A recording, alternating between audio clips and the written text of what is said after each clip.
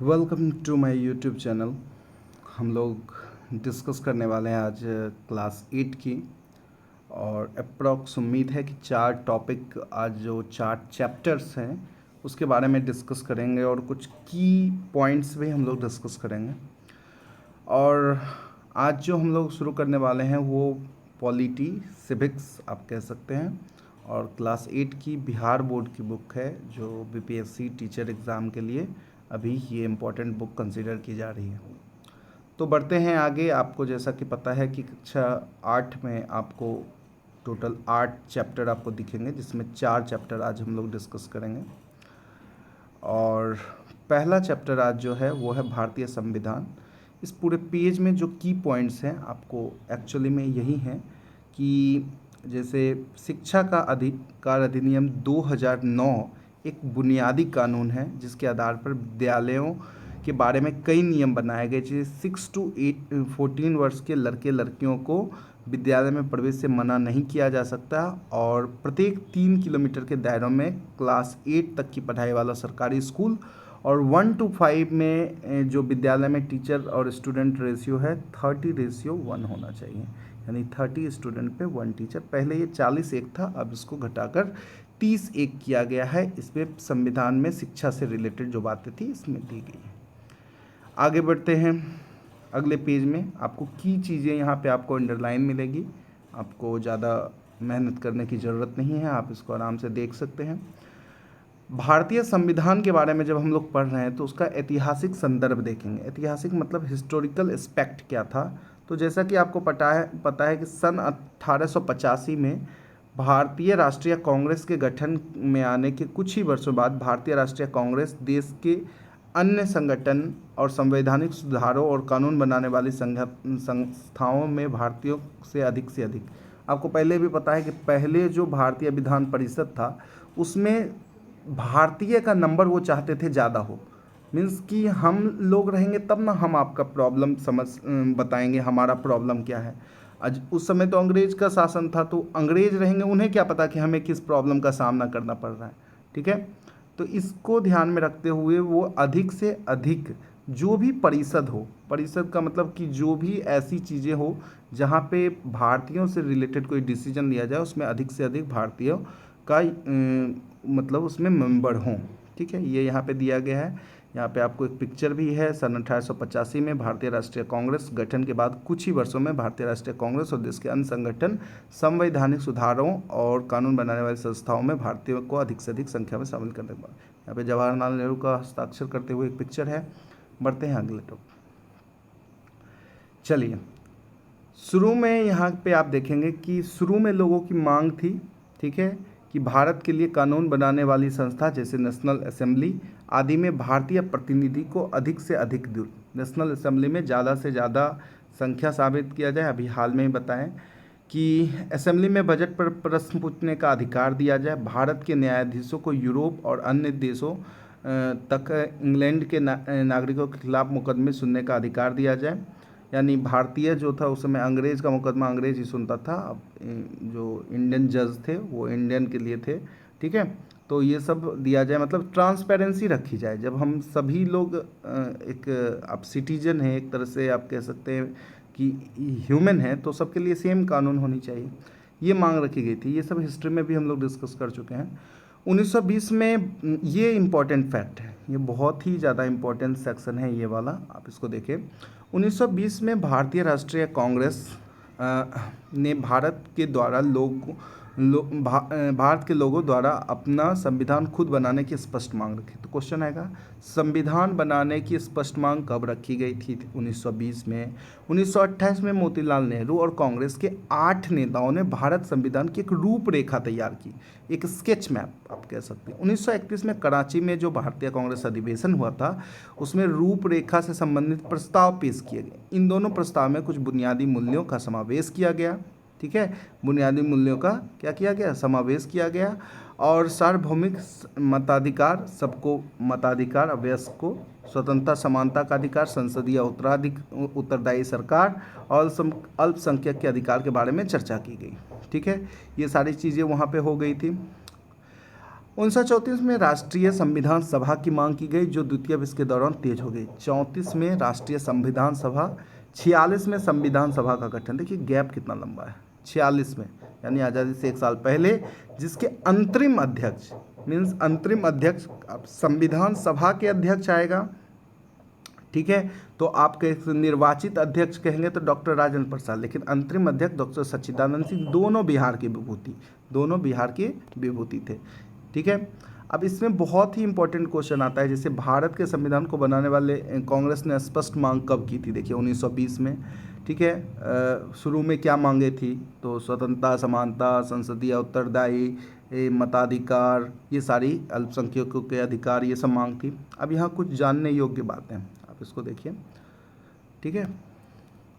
भारतीय संविधान लिखने वाली सभा में 299 सदस्य थे। इसका प्रारूप समिति ड्राफ्टिंग कमेटी के अध्यक्ष डॉक्टर भीमराव अम्बेडकर थे। कांग्रेस सभा के अध्यक्ष आपको राजेंद्र प्रसाद, अंतरिम अध्यक्ष सच्चिदानंद सिंह और ड्राफ्टिंग कमेटी के अध्यक्ष डॉक्टर भीमराव अम्बेडकर। संविधान सभा में चुने गए जनप्रतिनिधियों की सभा थी, जो संविधान लिखने का कार्य किया। ये जो लोग चुने गए थे, ऐसा नहीं कि मेरे घर के लोग हैं, ये चुने गए जनप्रतिनिधि थे, अलग अलग समुदाय, अलग अलग कम्युनिटी, अलग अलग धर्म के लोग, 299 लोग इसके सदस्य थे, ठीक है। बढ़ते हैं आगे वाले टॉपिक में। भारतीय संविधान सभा ने 9 जनवरी 1946 को संविधान बनाने का कार्य शुरू किया। क्वेश्चन आएगा, कार्य शुरू कब किया, 9 जनवरी 1900 और 26 नवंबर 1949 में बन गया। अब जब इतना में बन गया तो लागू क्यों नहीं किया, आप लोग को पता है कि ये लागू किया गया 26 जनवरी 1950 में, ठीक है, लेकिन बन के तैयार हो गया इतने दिन, शायद पहले बोला भी जाता था 11 महीने 2 साल 11 महीने कुछ 11 महीने कुछ दिन में बने थे, आप इसको सब्सट्रैक्ट करके निकाल सकते हैं। 26 जनवरी 1950 को संविधान लागू किया, और संविधान लागू ही तो आप, ये बहुत इंपॉर्टेंट होता है, इसके एक वर्ड इंपॉर्टेंट होते हैं इस सेक्शन के, उद्देशिका क्या थी, ठीक है। तो ये हम भारत के लोग भारत को संपूर्ण प्रभुत्व संपन्न समाजवादी पंथ निरपेक्ष लोकतंत्रात्मक गणराज्य बनाने के लिए तथा उसके समस्त नागरिकों को सामाजिक आर्थिक न्याय विचार अभिव्यक्ति विश्वास धर्म उपासना स्वतंत्रता प्रतिष्ठा और अवसर की समता, ठीक है, प्राप्त करने के लिए तथा उन सब व्यक्ति की गरिमा राष्ट्र की एकता अखंडता सुनिश्चित करने वाली बंधुता बढ़ाने के लिए दृढ़ होकर इस संविधान सभा को, तारीख याद रखिएगा 26 नवंबर 1949। और इसमें सबसे इम्पोर्टेंट ये भी आपको याद रखना है कि मार्गशीर्ष शुक्ल सप्तमी संवत 2006 विक्रमी को एतद द्वारा इस संविधान को अंगीकृत अधिनियम में समर्पित करते हैं। इसमें एक वर्ड इंपॉर्टेंट है कि कौन सा वर्ड कहाँ से लिया गया, इस पे हम लोग अभी बात भी करेंगे। लास्ट में हम आपको एक की देंगे जिसमें आपको सारी चीज़ें एक ही जगह मिल जाएंगी। अब उसके बाद कुछ क्वेश्चन है, किसी भी देश के संविधान में आमतौर पर किस मूल्यों का, आदर्श मूल्यों का, ये सारी चीज़ें आप रीडिंग करेंगे तो पता चलेगी। अब लोकतंत्र के बारे में बच्चों को बताया जा रहा है कि इसके लिए एक एक्टिविटी कराया गया है कि लोकतंत्र क्या होता है। लोक मतलब जनता और तंत्र मतलब शासन, जनता का शासन लोकतंत्र, तो आप जनरल भाषा में समझते ही हैं। तो यही चीज़ों को बच्चों को एक्टिविटी से बताया गया। आगे पेज में बढ़ते हैं। स्वतंत्रता वर्ड के बारे में संविधान की जो उद्देशिका है उसमें जिक्र है। स्वतंत्रता का आप जानते ही हैं कि धर्म की स्वतंत्रता, जाति सब चीज़ की स्वतंत्रता, बोलने की स्वतंत्रता, शिक्षा का स्वतंत्रता, जो भी चीज़ें स्वतंत्रता है सबके लिए समान है, इसके बारे में बात की गई है। और आप देखेंगे फिर उसके बाद समानता, इक्वलिटी, आप जानते हैं फ्रीडम, दूसरा है इक्वलिटी की बात की गई है, ठीक है। उस समय भारतीय राष्ट्रीय कांग्रेस 25 पैसे वार्षिक चंदा लेकर सबको सदस्यता देती थी और सार्वभौमिक वैश्य मताधिकार की मांग करना समानता की तरफ उठाए गए महत्वपूर्ण कदम थे। उस समय जब बहुत अब कास्टिज्म, धर्म के लिए सब कुछ अलग अलग सब कुछ चीज़ें होती थी और कुरीतियाँ भी थी, तो उस समय भी अगर कोई बोले कि हम सबके लिए एक कानून ला रहे हैं जिसमें सब वोट दे के अपना एक लीडर चुनते हैं, तो नॉर्मल सी बात है, ये समानता की ही बात हो रही है, इक्वलिटी की ही बात हो रही है। सामाजिक न्याय, सोशल जस्टिस इसको आप कह सकते हैं। देखिए यहाँ पे भारतीय समाज में पाई जाने वाली असमानताओं को ध्यान में रखते हुए संविधान सभा सामाजिक न्याय एक मूल्य के रूप में स्थापित करने की कोशिश का मतलब पिछड़े वर्गों को समाज के बाकी वर्गों को बराबर, ठीक है। हम जानते हैं ना एक वर्ड होता है इक्वलिटी, जैसे आप एक रोटी लिए और इक्वल इक्वल 2 टुकड़े में बांट दिए, इसको कहा जाता है इक्वलिटी। फिर आया एक नया वर्ड इक्विटी, ठीक है। एक रोटी लिए और पूछे दोनों से कि आपको कितनी भूख है, तो ये बोले कि नहीं हम तो सुबह ही आए थे नाश्ता करके, तो हम नहीं खाएंगे, हम कम खाएंगे। और एक बोले कि नहीं मैं तो नहीं खाया। तो आपने इस रोटी को इस तरह बांटा जिसमें जिसको जितनी भूख मैंने वो चीज़ उसको उतनी दे दी। इसे इक्विटी कहते हैं। आपको पता है कि जो पिछड़े वर्ग थे उनको समाज की मुख्य धारा में जोड़ने के लिए उन्हें कुछ आरक्षण और सुविधाएं प्रदान की गई जिससे वो समाज की मुख्य धारा में जुड़े, ठीक है। और महिलाओं पिछड़े वर्गों के लिए ढेर सारी योजनाएं बनाई गई। चलिए आगे बढ़ते हैं। हमारे बिहार राज्य में भी अनेक योजनाएं बनी, इसके बारे में बात की। फिर नेक्स्ट वर्ड आता है धर्मनिरपेक्ष। आपको पता है कि हमारा कॉन्स्टिट्यूशन या हमारा देश सारे धर्मों को यहाँ इक्वल मानता है। हमारे यहाँ सारे धर्म यहाँ पे इक्वल हैं। सभी धर्मों को समान अधिकार, समान हर एक चीज़ों में समान रखा गया। मौलिक अधिकार, संसदीय शासन, शक्ति का बंटवारा, स्वतंत्र न्यायपालिका का प्रमुख, ठीक है। इन सब चीज़ों में आप कह सकते हैं धर्मनिरपेक्ष है। हमारा कोई खास धर्म का एक समुदाय नहीं है, हम सभी धर्मों को इक्वल तरीके से ट्रीट करते हैं। ये बातें हमारे संविधान में लिखी हैं। बढ़ते हैं पार्ट 2 जो पूरा का पूरा डिपेंडेंट है आपका धर्म निरपेक्षता और मौलिक अधिकार पर। तो फर्स्ट पेज में तो इंट्रोडक्शन है जिसमें दोनों वर्ड का मतलब है।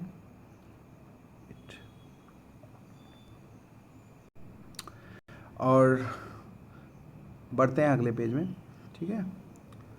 इस पेज में तो कुछ खास है नहीं। हाँ, धर्मनिरपेक्षता आप देखेंगे कि क्यों आवश्यकता है, क्योंकि हम भारत में विश्व के 8 प्रमुख धर्मों के मानने वाले लोग हैं। क्वेश्चन भी आता है कि भारत में प्रमुख रूप से कितने धर्म मानने वाले लोग हैं, तो आप आंसर करेंगे 8। इनमें कौन कौन है? हिंदू हैं, मुस्लिम हैं, सिख, ईसाई, पारसी, बौद्ध, जैन, यहूदी।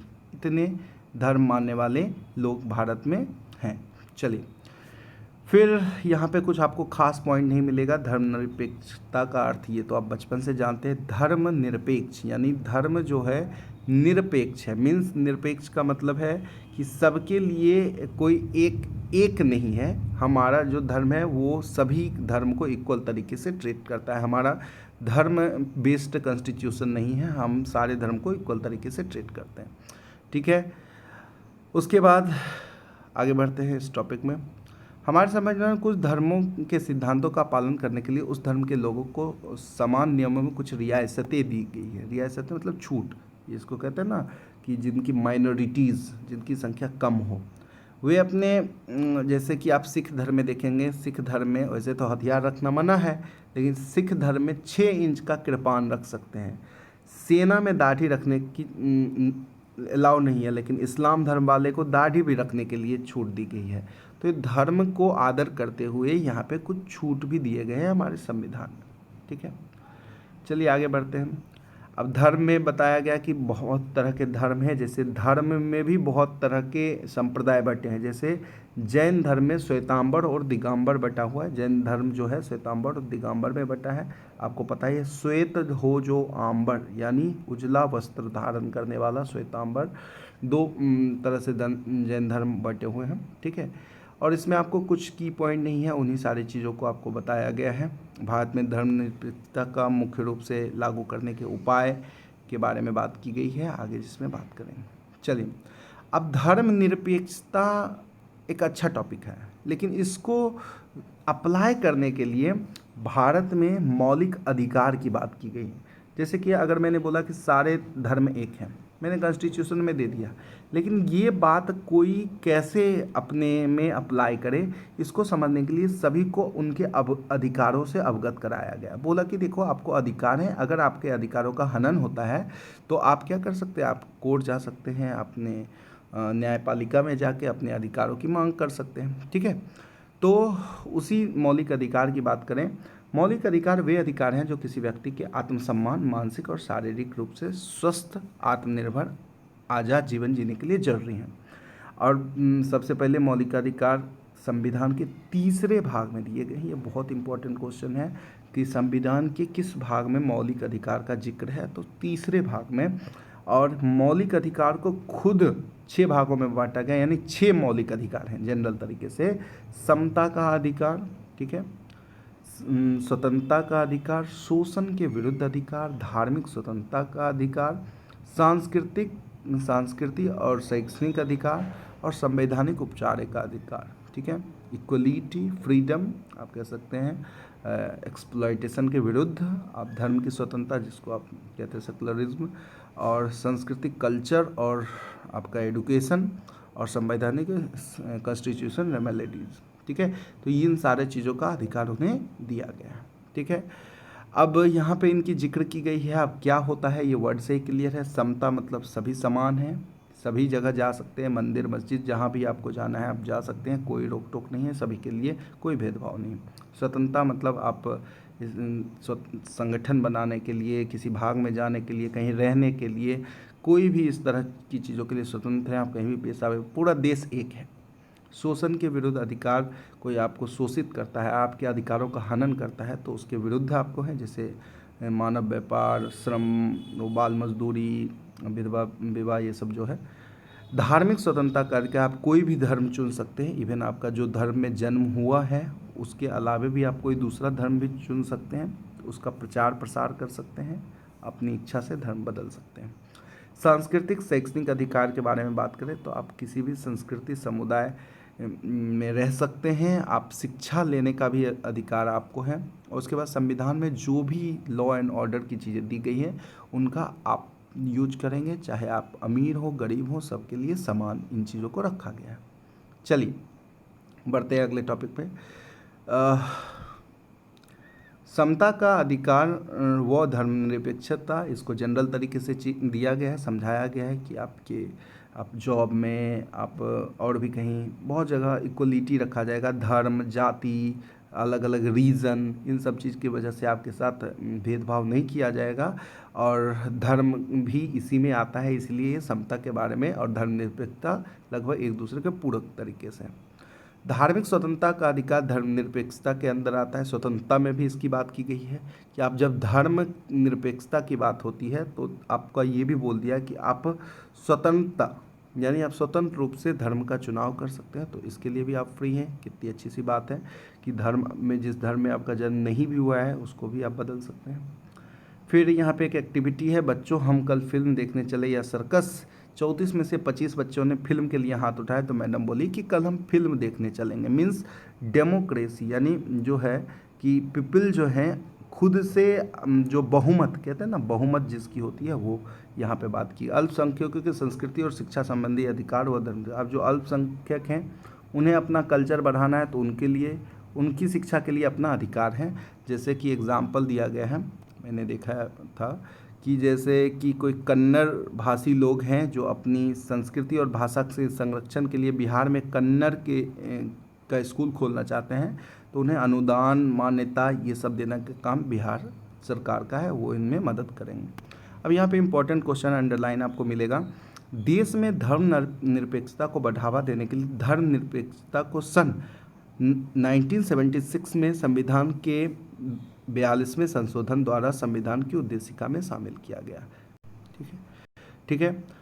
और ये बहुत इंपॉर्टेंट क्वेश्चन हो जाता है, क्वेश्चन आएगा कि धर्मनिरपेक्षता को संविधान की उद्देशिका, जो शुरू में ही मैंने पढ़ा था, में कब शामिल किया गया, तो 1976 में। कम में संशोधन 42वें, ये याद रखने वाला टर्म है, ये याद रखिए, ये सब बुक में लिखा हुआ है तो बहुत इंपॉर्टेंट हो जाता है। भारत में धर्मनिरपेक्षता का प्रचार करने के 48 से ही निरंतर प्रयास किए गए। ठीक है, जैसे उत्तराधिकार, विवाह, तलाक, बच्चों को गोद लेने जैसे महत्वपूर्ण सामाजिक कानून धर्म की बजाय सामाजिक आधारों पर बनाया गया, ताकि दलित जातीय महिलाओं के धर्म के आधार पर बने भेदभाव वाले कानून से छुटकारा मिल सके। 1952 से पहले संपत्ति का अधिकार जो था वो हिंदू महिलाओं में पैतृक संपत्ति का अधिकार नहीं होता था 52 से पहले। 52 के बाद एक कानून आया कि अब उन्हें भी होना लगेगा। क्वेश्चन आएगा कि संपत्ति का अधिकार महिलाओं के लिए भी कब आया, तो 1952 में आया। एक बार मैं जाते जाते फिर इससे बोल दूं कि 1976 में संविधान के 42वें संशोधन द्वारा संविधान की उद्देशिका में धर्मनिरपेक्षता को शामिल किया गया। धर्मनिरपेक्षता 1976, यानी लगभग 50-26 साल इधर और इधर 42वें संशोधन, याद रखिएगा। फिर ये चैप्टर ख़त्म होती है। इसमें आपको बताया गया है कि जैसे इसी में अगर मैं बात करूं कि धर्मनिरपेक्षता संविधान का महत्वपूर्ण मूल्य है। भारतीय राज्य काफ़ी हद तक अपने आप को न केवल धर्म से अलग रखा है बल्कि धर्मों को बराबर आज़ादी दी है। उच्च पद जैसे राष्ट्रपति, प्रधानमंत्री सभी अलग अलग धर्म और जाति के लोग रहते हैं, तो ये धर्मनिरपेक्षता को मजबूत बनाती है। चलिए, संसदीय सरकार, लोग और उनके प्रतिनिधि। आ गया फिर से वोट मांगने। इस बार तो मैं इसको बिल्कुल नहीं वोट दूंगा। हम लोग तो बहुत सारा बोलते रहते हैं लेकिन देते अंत में हैं जाति के हिसाब से। जैसे यहाँ पे आपको बताया गया है कि हमारे संविधान में लोगों को के द्वारा हम रिप्रेजेंटेटिव चुनते हैं, ठीक है। हम अपनी मांग को संसद में कानून कुछ नया पारित कराना है, कुछ मांग बनाना है, कुछ कंस्ट्रक्ट कराना है, तो इन सारी चीज़ों की मांग हम अपने क्षेत्र के जो नेता, एमएलए, एमपी जो होते हैं उनसे करते हैं, और ये बात तो जाती है हमारे संसद, लोकसभा, राज्यसभा, विधानसभा, यहाँ तक जाती है, ठीक है। तो यहाँ पे लोगों के प्रतिनिधि के बारे में बात है। आगे बढ़ते हैं, ठीक है। आपको बताया जा रहा है कि यहाँ पे बहुत तरह की इकाइयाँ होती हैं, अलग अलग चुनाव होते हैं। ग्राम पंचायत हो गया आपका, विधानसभा हो गया, आगे लोकसभा हो गया। ये बहुत तरह के लोग चुने जाते हैं जो डायरेक्ट मतदान से चुने जाते हैं। ये सबका 5 साल की अवधि के लिए चुने जाते हैं, ठीक है। तो चलिए, भारतीय संसद के 3 अंग हैं, राष्ट्रपति, लोकसभा, राज्यसभा। याद रखिएगा, राष्ट्रपति, ना कि प्रधानमंत्री। हम लोग अक्सर इन बातों में कंफ्यूज हो जाते हैं। भारतीय संसद के 3 अंग हैं हमारे हैं, राष्ट्रपति, लोकसभा, राज्यसभा। लोकसभा का ही आप कह सकते हैं कि लोकसभा से ही प्रधानमंत्री आते हैं, तो इस वजह से राष्ट्रपति, लोकसभा और राज्यसभा। आपको जैसे पहले भी पता है कि जो लोअर हाउस यानी निचली सदन जिसे कहती है लोकसभा, नीचे कौन होगा? नीचे तो हमारा जनता है जो सबसे नीचे है, जो डायरेक्ट चुनता है। तो लोकसभा वाला जनता से चुनता है, इसलिए सबसे निचली है, और इसका चुनाव 5 साल के लिए किया जाता है। और इस हिसाब से भारत में देखें तो 543 निर्वाचन क्षेत्र हैं और 2 सदस्य एंग्लो इंडियन के द्वारा मनोनीत मतलब डायरेक्ट उनको अपॉइंट किया जाता है, ठीक है। और जो लोकसभा में जाते हैं उन्हें एमपी कहते हैं। अब राज्यसभा को उच्च सदन कहते हैं, क्योंकि इसमें डायरेक्ट हम लोग वोट नहीं करते, जनता नहीं वोट करती, जो हमारे द्वारा रिप्रेजेंटेटिव गए हैं वो चुनते हैं। और ये आप आगे पढ़ेंगे कि राज्यसभा में हर एक 2 साल में, अभी यहाँ पे आपको दिखाते हैं, ठीक है। हाँ देखिए, राज्यसभा में अगर 228 निर्वाचित और 12 मनोनीत थे तो आप काउंट कीजिए तो 250 पूरे हो जाते हैं, ठीक है। उधर थे 545 और इधर 250। और इसको देखा जाए तो हर 2 साल में, ठीक है, ऐसा नहीं देखते आप लोकसभा देखते होंगे तो 5 साल के लिए होती है। पूरे भारत में 545 सीट जो है उसके सारे लोगों की वैलिडिटी ख़त्म हो जाती है एक ही दिन। मीन्स पूरे भारत के सारे लोग जो होते हैं 5 साल में रिटायर हो गए। मतलब एक तरह से अगर फिर वोटिंग होती है तो वो बैठे, लेकिन एक ही बार में। लेकिन राज्यसभा की वोटिंग एक दिन नहीं होती है, आप इसको ध्यान दीजिए। यानी राज्यसभा कभी भी भंग नहीं होती है, इस बात को ध्यान रखिए।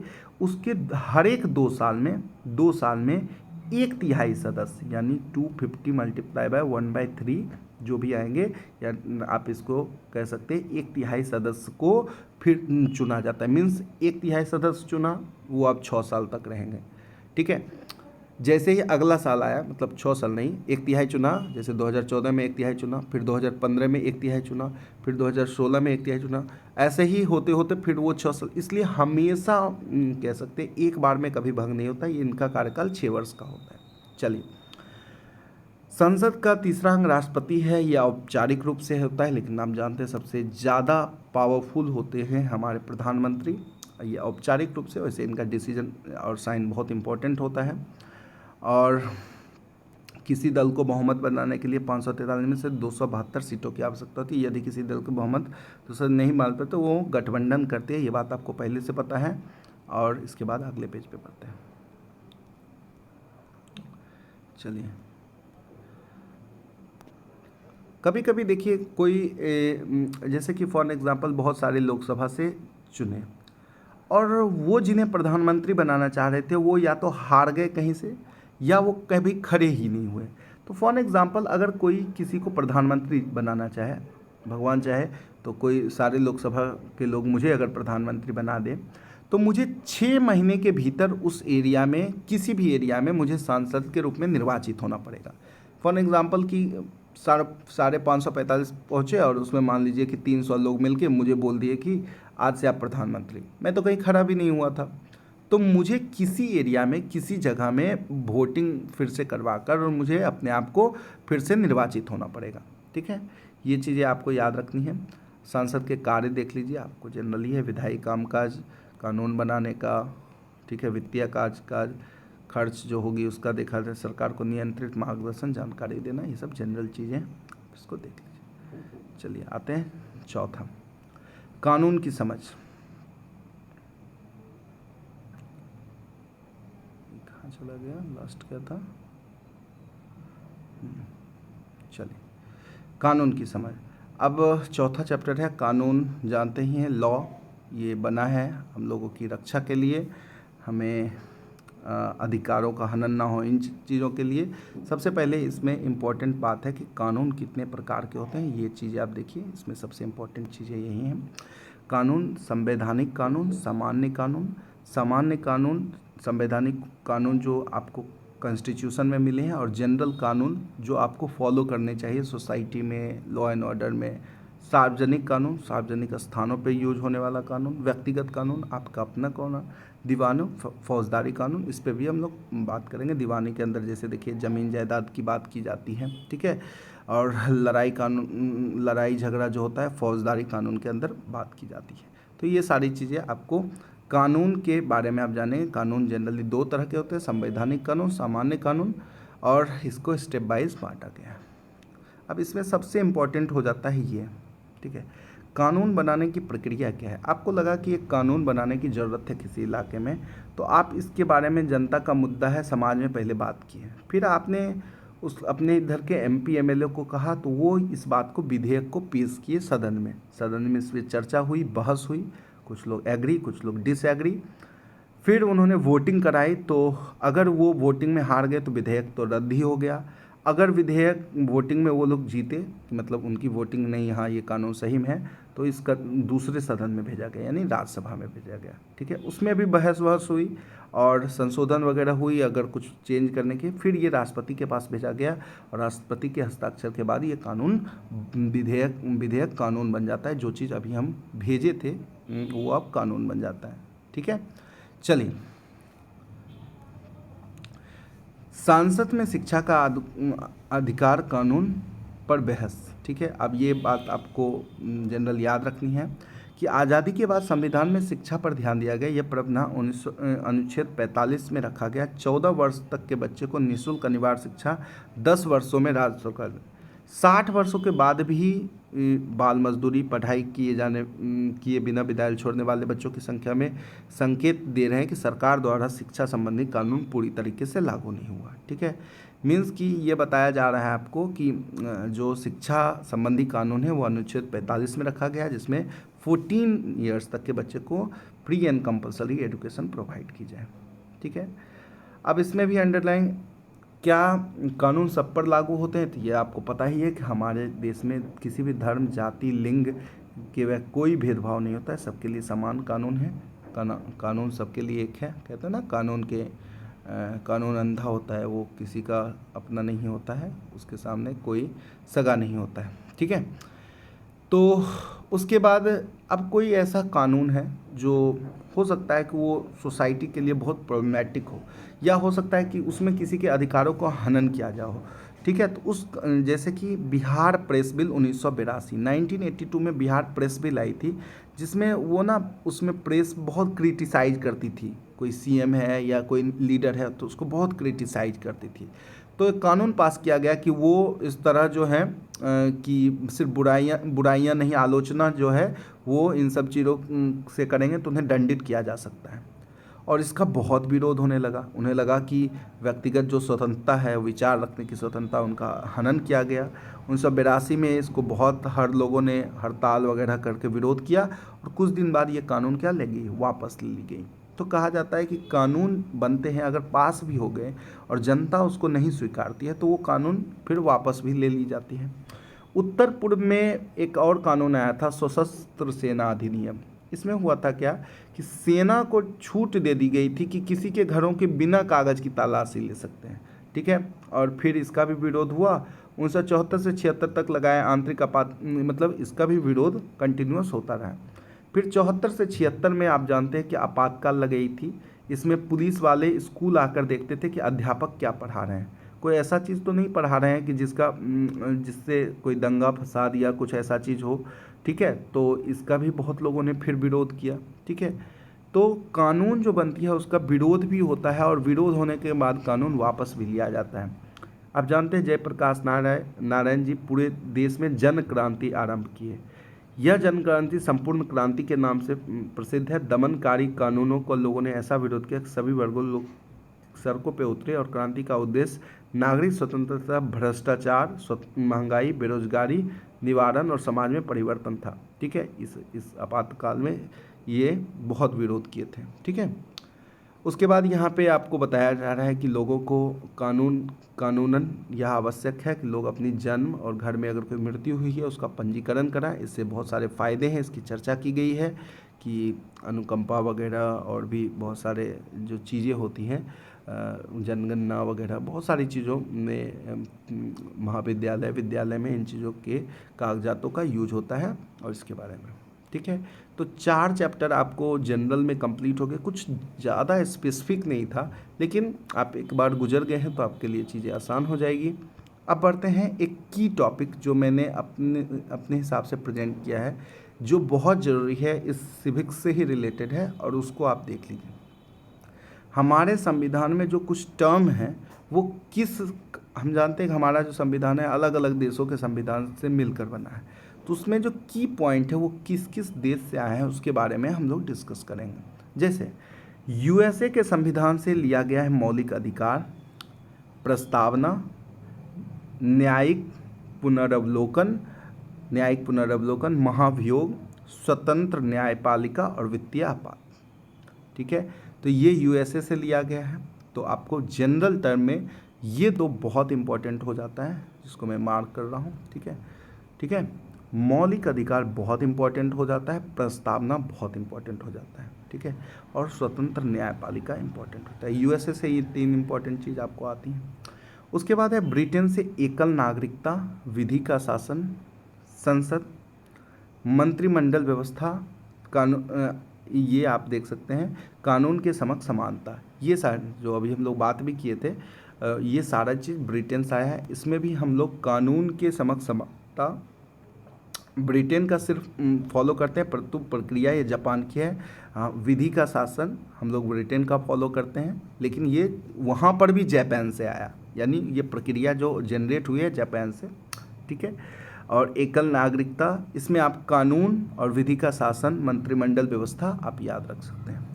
अब आयरलैंड की बात करें तो आयरलैंड से आपके नीति निर्देशक तत्व राज्य के जो हैं, राष्ट्रीय निर्वाचक मंडल, राष्ट्रपति निर्वाचक मंडल, राज्यसभा के 12 सदस्यों का मनोनयन, मीन्स वो जो 12 सदस्य थे राज्यसभा में वो मनोनीत हो, मतलब चुने जाए, इसके बारे में जो बात की गई ये आयरलैंड के संविधान से है।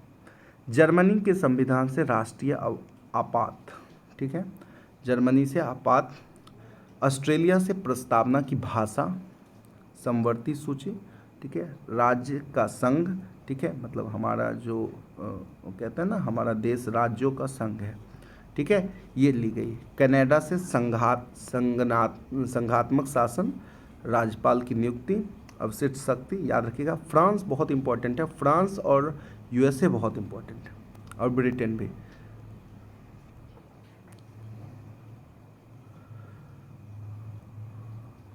फ्रांस में आप देखिए गणतंत्र, स्वतंत्रता, समानता, बंधुत्व, ये सब फ्रेंच रिवॉल्यूशन से आया है।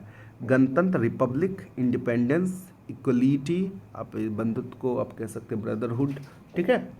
रूस से मौलिक कर्तव्य, याद रखिए मौलिक अधिकार पे अभी जस्ट हम लोग बात किए थे, आप देखेंगे मौलिक अधिकार यूएसए से और रूस जस्ट दोनों एक दूसरे का अपोजिट है, वैसे ही दोनों अपोजिट टर्म भी है। यूएसए से मौलिक अधिकार, यूएसए में ए है तो अधिकार, और रूस से मौलिक कर्तव्य, ठीक है। सामाजिक आर्थिक राजनीतिक न्याय, आप इसको याद रख सकते हैं, ये दोनों इंपॉर्टेंट है। फ्रांस का ये सारा टर्म जरूर याद रखिएगा, बहुत इंपॉर्टेंट ये टर्म बनता है। जापान से विधि द्वारा स्थापित प्रक्रिया और संविधान संशोधन, दक्षिण अफ्रीका, ये भी बहुत इंपॉर्टेंट है। मैं की में सबसे इंपॉर्टेंट बता दूं एक बार जाते जाते लास्ट में, तो मैं बताऊंगा यूएसए से मौलिक अधिकार प्रस्तावना और स्वतंत्र न्यायपालिका बहुत इंपॉर्टेंट है। ब्रिटेन से विधि का शासन इंपॉर्टेंट है, कानून के समक्ष समानता इंपॉर्टेंट है। आयरलैंड से नीति निर्देशक तत्व एक लाइन बहुत इंपॉर्टेंट है, मनोनयन भी इंपॉर्टेंट है उसका। जर्मनी से एक ही है, आपात। ऑस्ट्रेलिया से आप संवर्धित सूची, राज्यों का संघ, प्रस्तावना की भाषा, ये तीनों में प्रस्तावना की भाषा याद रखिएगा। कनाडा में हमें लगता है कि संघात्मक और राज्यपाल की नियुक्ति। फ्रांस का चारों गणतंत्र, स्वतंत्रता, समानता, बंधुत्व, ठीक है, ये आपको उद्देशिका में भी मिला था। रूस में मौलिक कर्तव्य जस्ट उल्टा मैंने बताया था, ठीक है। जापान द्वारा विधि द्वारा स्थापित प्रक्रिया मैंने उसमें भी मार्क किया था आपका ब्रिटेन वाला में। और दक्षिण अफ्रीका में संशोधन जो बार बार होते रहते हैं कि अगर कुछ गड़बड़ी हुई तो संशोधन। और इस हिसाब से 4 चैप्टर और एक की पॉइंट मैंने आपका कंप्लीट कर दिया है। मिलेंगे अगले वीडियो में, तब तक के लिए सब्सक्राइब कीजिए और देखते रहिए हमारे यूट्यूब चैनल में, जब लगभग आपको सारी चीज़ें धीरे धीरे मिल जाएगी।